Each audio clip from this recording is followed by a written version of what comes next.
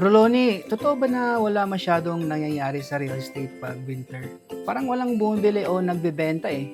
Alam mo bro, yan ang isa sa pinakamalaking maling akala. In fact, ngayong 2025, winter can actually be the smartest time to buy or sell. Eto kung bakit. Number 1, mas kaunti ang kompetisyon. Less listings equals mas mataas ang chance mo na mapansin kung seller ka. At kung buyer ka, mas konti ang kaagaw, mas lakas sa negotiation. Number 2, lahat ng active sa market, seryoso. Walang window shoppers dito. Lahat ng nagbebenta at bumibili ngayon may dahilan at urgency. Mas mabilis ang transactions. Number 3, mas atensyon ang makukuha mo. Less clients equals more focus sa'yo. Mas mabilis ang response time ng lenders, inspectors, at buong real estate team. Number 4, may cost savings. Moving companies, contractors, at stagers, madalas may off-season discounts. Ngayong panahon, swak para sa mga matalino mag-budget. And number 5, mas madaling i-maintain ang curb appeal.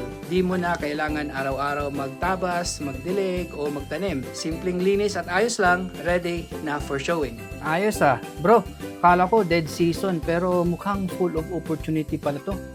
Exactly bro, kaya kung gusto mong makauna habang nagpapahinga pa ang ibang buyers at sellers, now na ang best time to move. Gusto mong i-take advantage ang season habang tahimik pa ang market? Tara, mag-usap tayo. Libre ang konsultasyon. Message mo lang ako para makapagsimula.